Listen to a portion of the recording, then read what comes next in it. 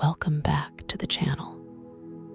Tonight, we drift into the world of pirates, not the storybook version, but the stranger, more complicated history underneath it. Pirates weren't simply thieves of the sea. They were sailors forged by war, empire, hunger, and chance. Their lives were brutal, yet their world had far more structure than most people assume. Tonight, we'll wander through the flags, the captains, the ships, and the tales that never quite disappeared. Some born from real battles, others born from fear before a single shot was ever fired. If this kind of gentle exploration helps you unwind, feel free to like or leave a comment. It helps other sleepy listeners find their way here. For now, just get comfortable. Let your shoulders drop. Slow your breathing. And let's ease into the quiet, hidden history of piracy together. Hash fear as a weapon. Long before cannons fired, pirates had already won half the battle through reputation alone. A merchant captain rarely knew exactly how strong an approaching ship was, but he understood the price of resisting the wrong one. Word of a crew's cruelty spread through gossip, printed warnings, tavern talk, and the shaken accounts of survivors. A ship known for showing no mercy could force a surrender without ever loading a gun, because giving up often meant keeping the cargo, the rigging, and the lives on both sides intact. This wasn't senseless savagery, it was calculated theater. A flag, a sudden approach, rows of armed men, a captain's fearsome name. Any of these could turn a sailor's courage into panic within minutes. The most dangerous pirates weren't always the best fighters. They were the ones who made their enemies imagine the fight before it even started. In that instant, legend turned into strategy, and terror became currency. Hash the flag that spoke before the cannons did. A pirate flag wasn't decoration. It was a message sent across open water at the worst possible moment. Many crews sailed under ordinary, harmless colors until they'd closed the distance enough to cut off any escape. Then the disguise dropped and the true banner rose. Designs varied from ship to ship: skulls, blades, hourglasses, bleeding hearts. But they all had to be readable through wind, spray, and rising panic. So simplicity mattered more than artistry. The purpose was speed of fear. A ship that surrendered quickly stayed intact, which meant more profit for the attackers and less bloodshed for everyone. Hash Blackbeard's theater of terror. Edward Teach understood something few captains grasped so well. A reputation could be more frightening than a weapon. Witnesses describe him going into battle with a thick black beard, pistols strapped across his chest, and slow-burning fuses tucked beneath his hat, curling smoke around his face until he barely looked human. Whether every detail was true or exaggerated, the effect worked. He wanted his enemies unsettled before the first blow landed, because in an age thick with superstition, appearance carried real power. His time as a major pirate was brief, but the image he built outlasted him by centuries. He proved that legend could be built from theater just as easily as from violence. Skilled sailors, not amateurs. A pirate ship couldn't run on bravado alone. It needed people who understood ropes, tides, repairs, and the strange discipline of surviving at sea. And most pirates had already learned those skills on merchant ships, naval vessels, or fishing boats before turning outlaw. Piracy wasn't just about attacking. It demanded navigation, maintenance, and the ability to endure long stretches with little food or rest. Many sailors turned to piracy after harsh treatment, unpaid wages, or unemployment following a war. Whatever pushed them toward it, they weren't stepping into an unfamiliar world. The sea had already trained them, and piracy simply gave those hard-earned skills a new, dangerous purpose. Rules among outlaws. Life aboard many pirate ships was more organized than the legends suggest. Before setting sail, crews often agreed to written or spoken codes covering shares of plunder, punishments, duties, and compensation for injury. A captain's authority mattered most in the heat of a chase or a fight.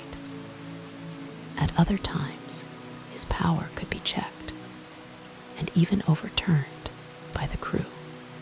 This was a striking contrast to naval or merchant service, where ordinary sailors endured harsh discipline with almost no say in anything. Among pirates, a captain who behaved unfairly or lost his nerve could simply be replaced. None of this made piracy noble. It was still theft backed by violence, but it shows a surprisingly practical side to a famously chaotic world. Anne Bonny's defiance.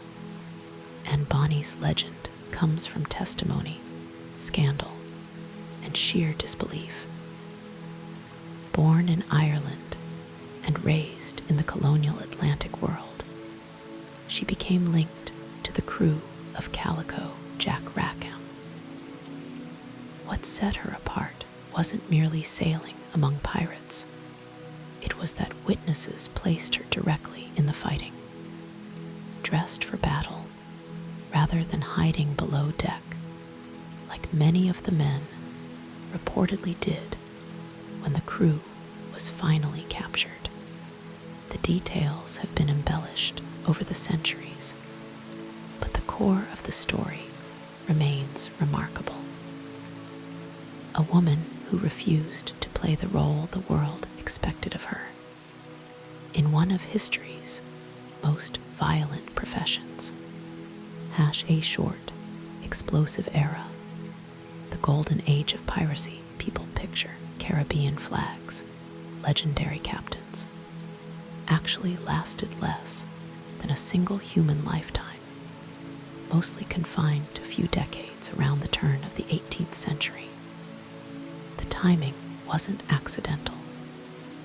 European wars had trained enormous numbers of sailors and privateers, and when peace arrived, many found themselves broke and unemployed in ports full of ships and opportunity.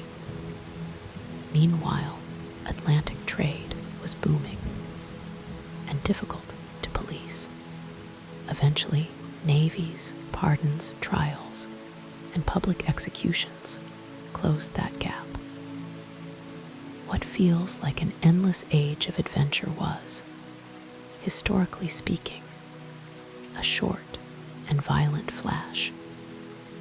And its legend grew partly because the moment itself vanished so fast. Piracy was global, not just Caribbean. The Caribbean became the most famous stage for piracy, but sea raiders operated wherever wealth crossed water with little protection. In the Atlantic, they threatened trade between Europe, Africa, and the Americas. In the Indian Ocean, they targeted ships tied to Asian and Middle Eastern commerce. The waters near Madagascar and the Red Sea became especially significant during certain periods, while Mediterranean corsairs followed older patterns of coastal raiding, and pirate fleets in Chinese waters could rival entire state navies. Piracy wasn't a single culture confined to a tropical setting. It was a recurring response wherever maritime wealth met weak enforcement, and sailors willing to risk everything. Treasure wasn't always glittering. Captured ships didn't always hold gold and jewels.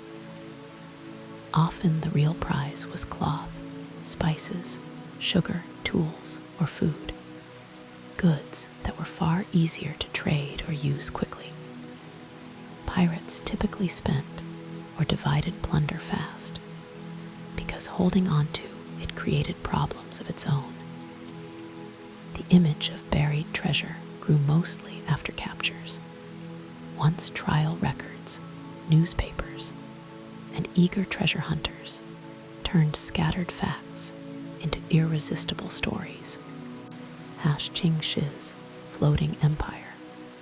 In the early 19th century, one woman commanded a pirate force, so vast it dwarfed nearly every famous crew that came before her. Qing Shi began as the wife of a powerful Chinese pirate leader, and after his death, she took control of a massive confederation along the South China coast. What made her extraordinary wasn't just scale, it was control. She maintained strict rules across thousands of fighters and hundreds of ships, running something closer to a floating state than an outlaw band. Even more remarkable, she eventually negotiated her surrender on favorable terms and lived on afterward, rather than facing the gallows like so many pirates before her. Blackbeard's brief but enormous impact. Blackbeard's height of power lasted only a small slice of his life, yet the impact was massive. He operated during a period when Atlantic trade was rich, and colonial defenses were stretched thin, blockading Charleston and moving through coastal waters with an audacity that alarmed entire communities. His success relied less on brute force and more on speed, intimidation, and exploiting weak defenses. Proof that a short career could still cast an enormous shadow. Henry Morgan, Raider and Knight. Henry Morgan blurred the line between outlaw and hero. To Spain, he was a devastating raider. To England, a useful weapon against a rival empire. His attacks, especially the notorious raid on Panama, were destructive and profitable. Yet instead of ending on a scaffold, he moved into colonial politics, was eventually knighted, and served as lieutenant governor of Jamaica. His story is a reminder that the same act of violence could be branded crime, victory, or service to the crown, depending entirely on which flag benefited. Captain Kidd's reversal of fortune. William Kidd began his most famous voyage with official backing and a commission to hunt pirates, placing him firmly on the lawful side of the conflict. Disputed captures and political pressure changed everything. Once his powerful sponsors needed distance from the scandal, kid became easier to sacrifice than defend, and his execution turned him from hunter into legend. The fact that he'd hidden some of his goods beforehand only deepened the mystery.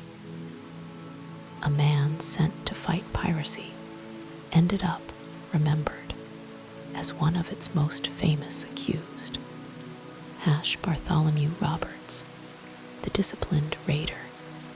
Bartholomew Roberts, often called Black Bart, became one of the most successful pirates of the era almost by accident after his ship was seized and he was thrust into command. He went on to take an extraordinary number of vessels across the Atlantic and West Africa, all while running a tightly disciplined ship that discouraged gambling and reckless drinking. He also dressed elegantly, favoring fine fabrics and a feathered hat, understanding that command was partly performance, even if that performance had to be backed by real results. Calico Jack's enduring symbol. John Rackham wasn't among the most successful captains, but the flag associated with his name, a skull above crossed cutlasses, became one of piracy's most lasting images. Its clarity helped it survive long after his own modest career ended, proving that sometimes a single striking image can carry a name further than a lifetime of victories ever could.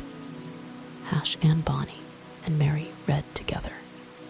Bonny and Reed sailed together under Calico Jack, making Rackham's crew one of history's most talked about. Later accounts claim the two women fought more fiercely than many of the men during the crew's capture, and both avoided immediate execution by revealing they were pregnant, a legal delay that only deepened their legend. Much of their story has passed through sensational retellings, but their existence disturbed the expectations of their age enough to be remembered centuries later. Mary Reed's life of disguise. Long before piracy, Mary Reed reportedly lived for years disguised as a man, which gave her access to work and military service that would otherwise have been closed to her. Whether every detail survives with perfect accuracy is uncertain, since early biographers loved drama. But the pattern itself says something powerful about how she learned to move through a world that limited her choices. Grace O'Malley and the Queen. Long before the Caribbean's golden age, Grace O'Malley commanded ships and coastal influence along Ireland's western coast. In 1593, she met face to face with Queen Elizabeth I, two aging, formidable women negotiating across politics and power. The meeting didn't make them equals in rank, but it proved O'Malley couldn't be brushed aside as a minor nuisance. Her story stretches the idea of a pirate legend, since she wasn't only a raider, she was a maritime ruler defending her own territory. Discipline inside Qing Shi's confederation. Running a pirate empire required more than daring raids. It demanded rules that thousands would actually obey. Theft from shared plunder, unauthorized violence against captives, and desertion could all bring serious consequences under Qing Shi's code. This wasn't softness, it was survival. A confederation that size could collapse instantly if its own members turned against each other. so her authority depended on making the system both predictable and intimidating enough to hold together. Bartholomew Roberts' contradictions. Roberts cultivated an image far removed from the ragged pirate stereotype. Fine clothing, jewelry, an air of command. This wasn't vanity so much as strategy. A captain who looked fearless under pressure could steady his own crew while unsettling his enemies. At the same time, his strict shipboard rules reveal a man who was stylish, ruthless, and intensely practical all at once. Proof that command was as much performance as force. The ship called Queen Anne's Revenge. Before it carried Blackbeard's name into legend, his flagship had a very different life. A French vessel built for the brutal transatlantic slave trade. After Teach captured it, he transformed it into a mobile stronghold, adding guns and expanding its fighting power. The ship eventually ran aground near North Carolina, but centuries later its wreckage gave historians a rare, physical window into the reality behind the legend. Deception on the water. Pirates often disguised their intentions before revealing them. A ship might fly friendly or neutral colors right up until escape became impossible for its target. Then the true flag went up, time to shock the other crew into instant surrender. In an age without radio or quick verification, a flag was a fragile promise, and pirates exploited that uncertainty ruthlessly. Colors of warning. Black flags often suggested death and finality. Red sometimes carried an even harsher meaning, that the moment for mercy had already passed. Designs stayed simple because they had to be read quickly, through wind and distance, by a crew who might have only minutes to decide whether to fight, flee, or surrender. The myth of the treasure map. The classic treasure map, with its telltale mark over a hidden fortune, belongs far more to adventure fiction than to real pirate practice. Actual pirates had little reason to draw clear directions to their own stolen wealth. Plunder was usually divided, spent, or converted into useful goods almost immediately, since holding on to it required trust and stability that pirate life rarely offered. Buried treasure, rarely real. The idea of chests buried beneath the sand endures, because it's such a satisfying image. But real pirates generally wanted rewards they could use right away. Hiding wealth for years required confidence that someone would live long enough to come back for it, which wasn't a safe bet in that line of work. A handful of real cases kept the myth alive, but the great age of buried pirate fortunes mostly grew after the fact, in the imagination of later generations. Fast spending in port towns. When a crew reached a friendly harbor, plunder could vanish astonishingly fast, spent on drink, gambling, clothing, supplies, and companionship by men who had endured hunger, danger, and fear at sea. This rapid spending helped fuel local economies in certain towns, but it also explains why so few pirates ever became genuinely wealthy. Their fortunes were as unstable as their lives. Cargo over gold. The most valuable prize aboard a captured ship often wasn't glittering treasure at all. It was medicine, cloth, tools, navigational instruments, or food, the things that solved immediate problems and kept a crew alive and functioning. Gold made a better story, but ordinary cargo kept a pirate voyage running. Music and unity aboard ship. Sailing work depended on timing, hauling ropes, raising anchors, moving heavy gear. All went easier with a shared rhythm. Some pirate crews even carried musicians for exactly this reason. And music also gave structure to grueling, repetitive labor. It's a reminder that these ships were social worlds, as well as fighting machines.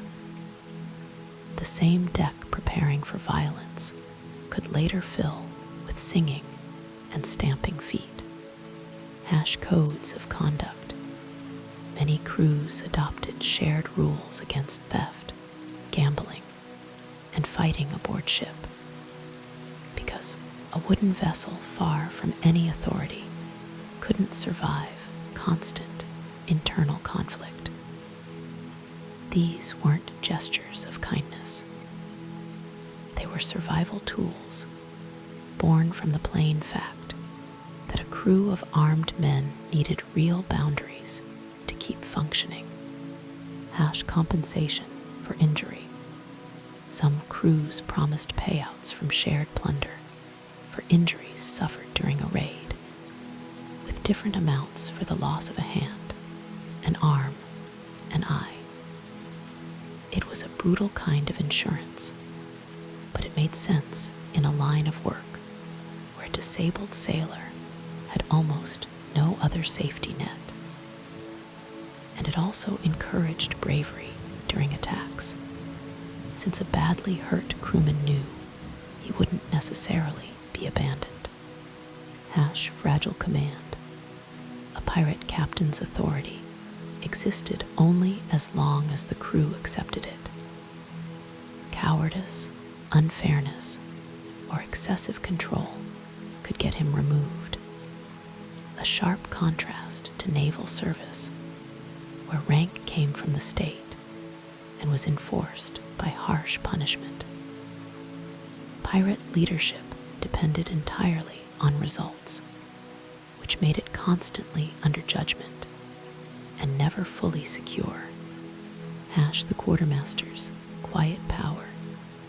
On many ships, the quartermaster held more day-to-day influence than the captain himself, dividing plunder, settling disputes, and acting as a check against abuse of power. Many pirates had fled exactly that kind of abuse aboard naval or merchant vessels. So a strong quartermaster helped prevent their own captain from becoming the same kind of tyrant. Shore networks that kept piracy alive. No crew could survive on raiding alone. They needed water, repairs, information, and buyers for stolen goods, which meant piracy depended heavily on hidden coves, sympathetic ports, and corrupt officials willing to look the other way for a share of the profit.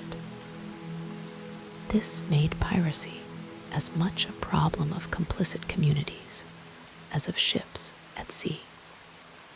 Nassau's brief reign as a pirate haven.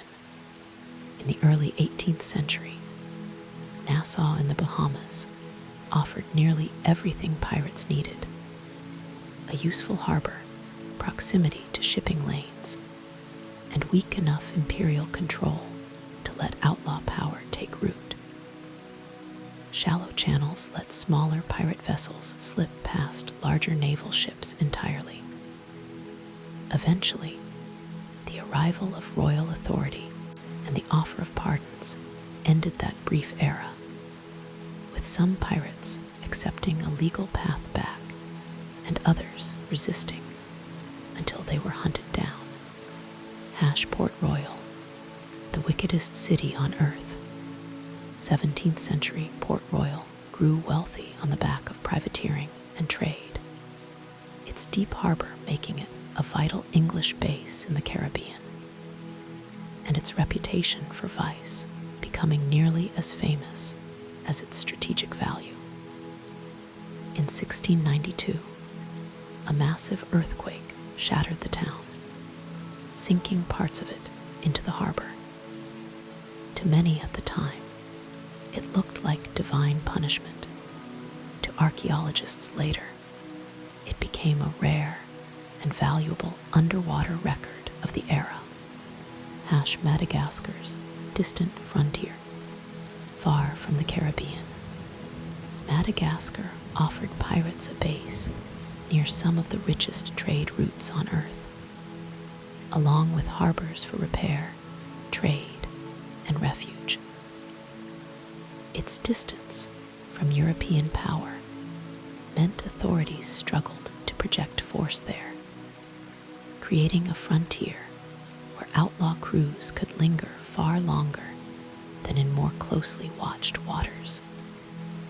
Libertalia, a legend that may never have existed.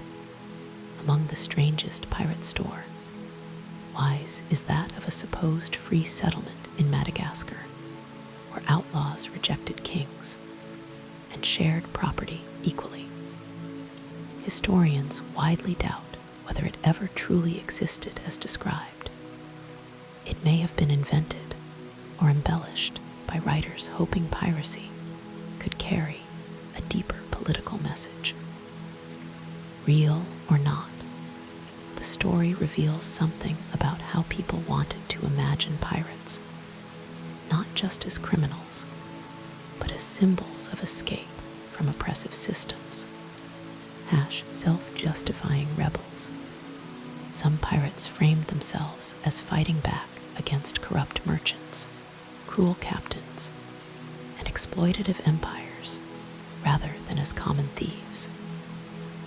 These claims were self-serving, but not baseless. Wages at sea were often poor, discipline brutal, and legal protection minimal. The truth is complicated. Pirates genuinely harmed innocent crews, yet their grievances grew out of real inequalities in maritime life. Privateers, legal pirates. A privateer carried official permission to attack enemy shipping during wartime, turning sea raiding into a recognized tool of state conflict. To the ship being attacked, the experience looked identical to piracy.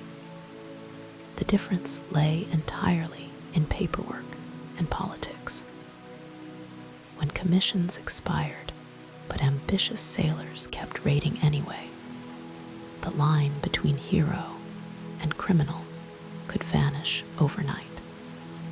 Francis Drake, hero and pirate, depending on the flag. To English admirers, Francis Drake was a daring adventurer who circled the globe and challenged Spanish power.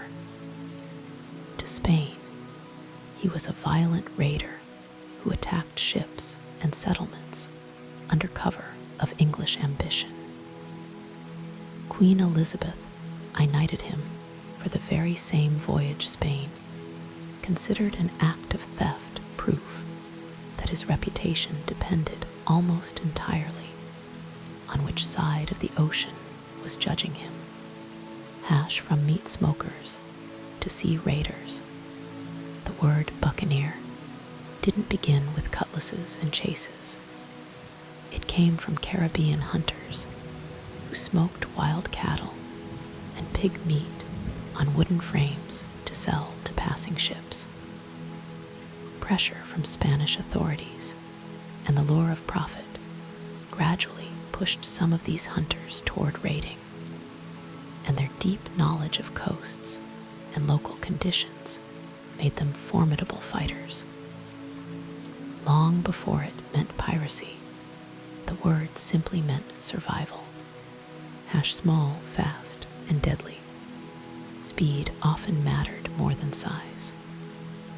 A heavily loaded merchant ship might carry valuable cargo, but couldn't outrun a lighter, faster attacker. Small pirate craft could dart between islands, choose the moment of attack, and flee the instant a naval ship appeared. Flexibility that mattered enormously, since pirates only needed to catch the vulnerable targets and avoid the dangerous ones. The sloop's shallow advantage. Sloops were prized for their shallow draft, letting them slip through coastal channels and hidden anchorages that larger ships couldn't safely enter. In the Caribbean's maze of reefs and islands, that made a sloop a perfect vanishing act, turning the landscape itself into protection. The trade-off of bigger ships. Larger captured vessels offered more guns, more crew space, and a more intimidating presence, but also came with slower handling, higher maintenance, and an inability to hide in shallow refuges. Pirates constantly weighed firepower against escape, since a ship that could win a fight but couldn't outrun a patrol might become a trap. Refitting a stolen ship.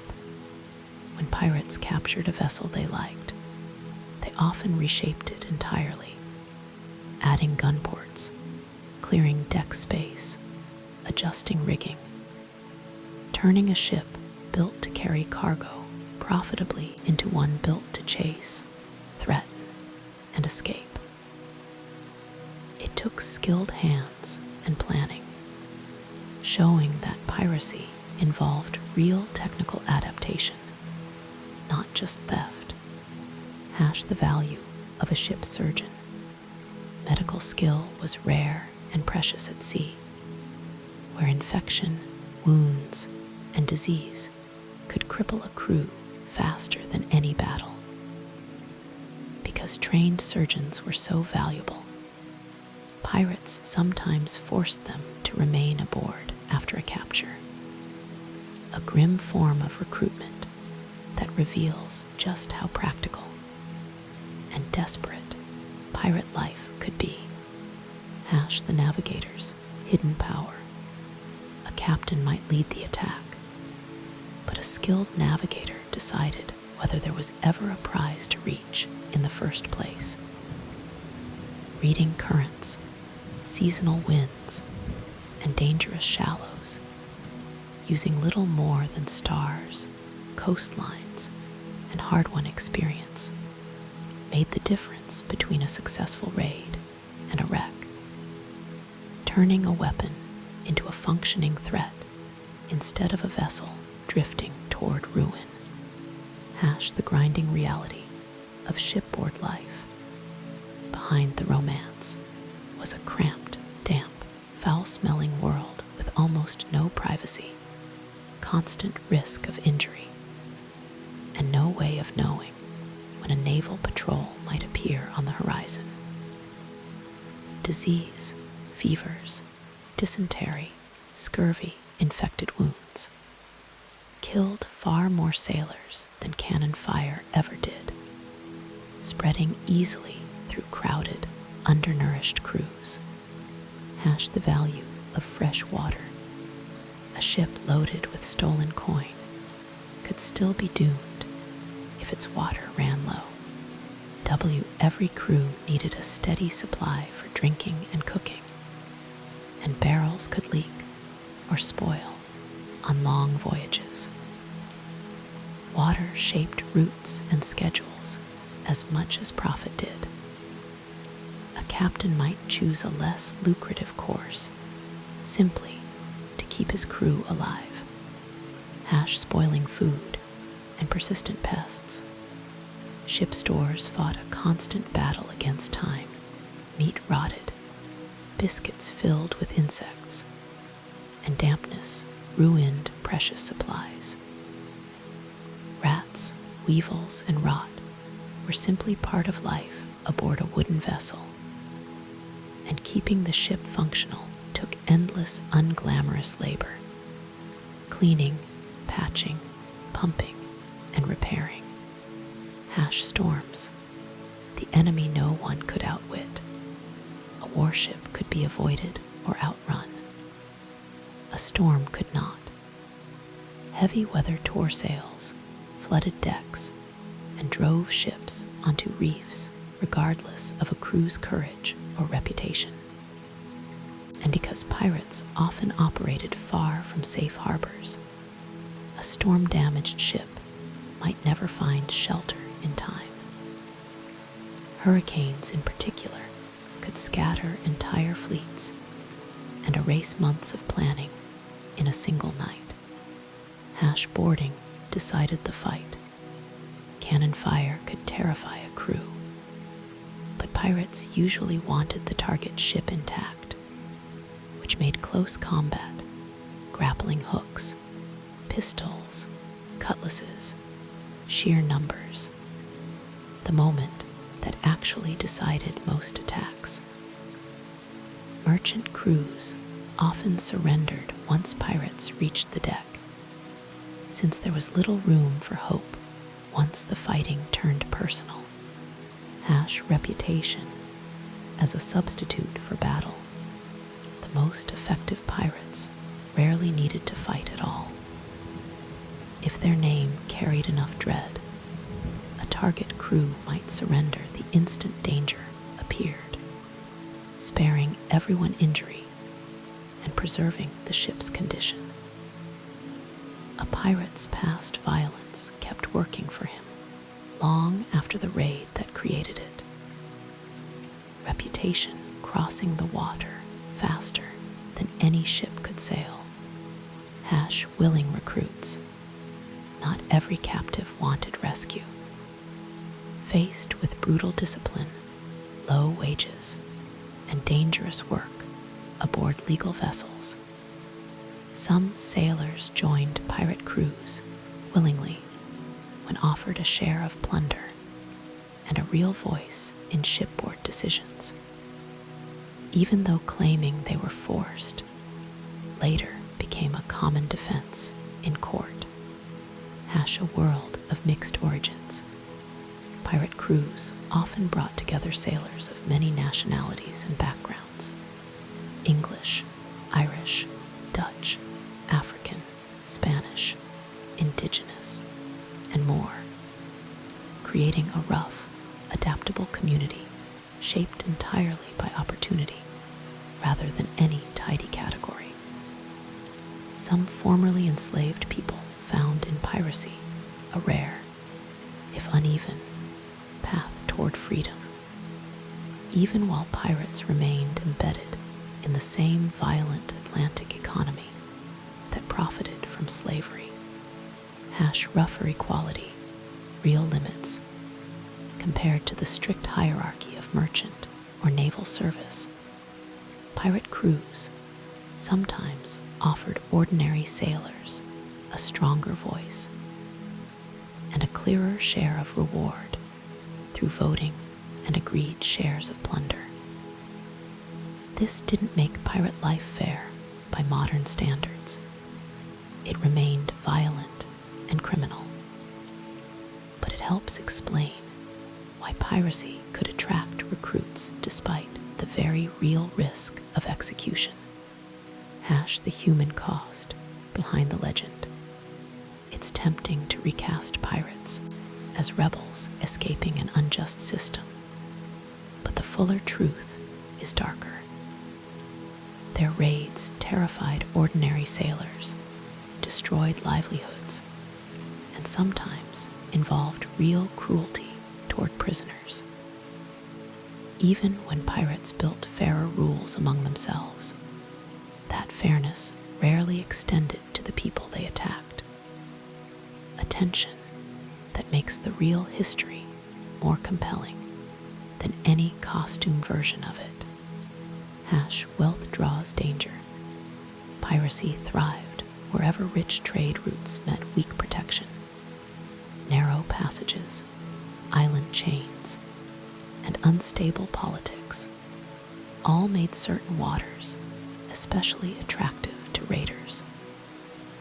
Spain's treasure fleets, carrying enormous quantities of American silver, became a magnet for privateers and pirates across Europe, tying piracy directly to the imperial rivalries of the age.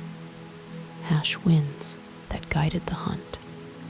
Trade winds shaped predictable shipping routes across the Atlantic, and pirates used that predictability to their advantage, positioning themselves where geography and weather made targets likely to appear, rather than searching the ocean blindly.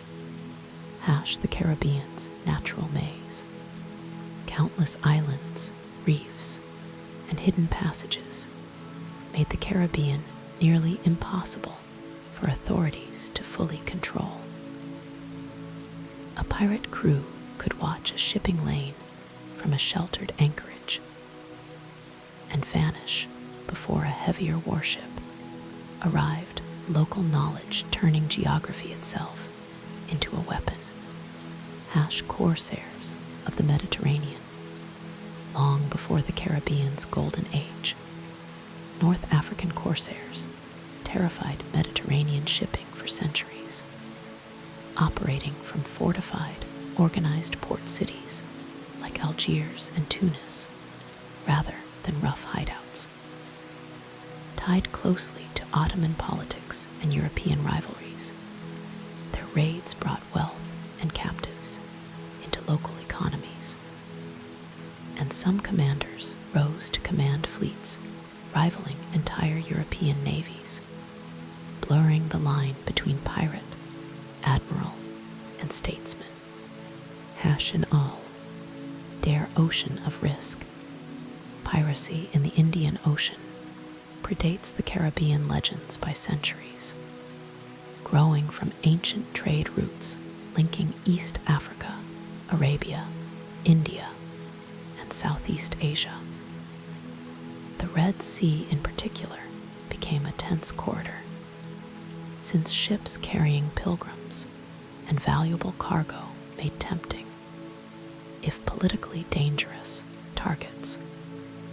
Henry Every's vanishing act, Every's capture of a huge Mogul treasure ship in 1695, triggered outrage far beyond piracy's usual world, sparking a massive international manhunt. Some of his crew were caught and executed, but Every himself simply disappeared, and that unresolved ending turned him into one of piracy's most enduring mysteries. Kidd's legend outlived his crimes. The myth surrounding Captain Kidd, hidden treasure, secret islands, coded clues, grew far larger than the messy legal case that actually destroyed him. He did leave a real cache of goods on an island off New York before facing trial. A genuine but modest deposit that later imaginations blew up into legendary proportions. Oak Island's endless mystery. For generations, searchers have believed something extraordinary lies buried on Oak Island, with theories linking it to pirates, secret societies, and hidden fortunes. Whether pirates ever had anything to do with it remains unproven. But that very uncertainty has kept the myth alive and thriving. Blackbeard's final stand. Blackbeard's death near Ocracoke in a brutal close-quarters fight against Lieutenant Robert Maynard's forces became more famous than any treasure he ever took. His head was displayed as proof the threat was over. A violent, theatrical ending completed the character he'd spent his career building. The Prince of Pirates, Samuel Bellamy became remembered less for his success than for his supposed charisma. Young, bold, and associated with speeches framing piracy as rebellion against greedy elites. His flagship, once a slave ship before capture, sank in a storm off Cape Cod in 1717, ending his brief, fast-rising career. The wreck that proved the legend. That wreck, the only shipwreck definitively confirmed to belong to the golden age of piracy, later gave historians something rare: real physical evidence instead of rumor.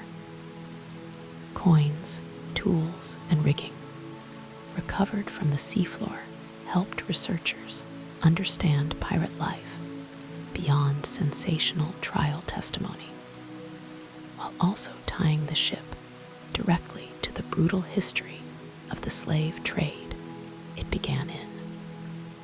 What the sea still hides. Countless other wrecks likely remain buried under sand and coral, their evidence scattered by centuries of currents. Underwater archaeology has slowly added a new kind of witness to pirate history, one that doesn't exaggerate or defend itself, simply preserving objects exactly where they were lost. How legends were built. Pirate fame spread through ballads, newspapers, and courtroom testimony as much as through actual raids. Trials meant to condemn accidentally preserved rare fragments of pirates' own voices, while public executions, intended as warnings, often turned the condemned into unforgettable figures instead. The book that shaped centuries of imagination, an early 18th century collection of pirate biographies. Its true authorship still debated, gathered stories of figures like Blackbeard, Roberts, Bonny, and Reed into one vivid, widely read volume. It blended fact with embellishment so thoroughly that later writers borrowed from it for generations, turning scattered criminals into the enduring characters we still recognize today. Fiction's lasting fingerprints. Robert Louis Stevenson's fictional Long John Silver reshaped what audiences expected a pirate to feel like: charming, dangerous, and morally slippery all at once. Parrots, peg legs, and the swaggering pirate accent, popularized by mid-20th century film performances, all owe far more to entertainment than to documented history. Real pirates spoke in a wide range of regional accents and dressed in whatever weather, theft, and hard labor left them wearing. Walking the plank, mostly myth, despite being one of piracy's most iconic images. Solid evidence for pirates routinely forcing captives to walk the plank is thin. It survives in popular imagination simply because it's such a visually perfect scene of helplessness and cruelty.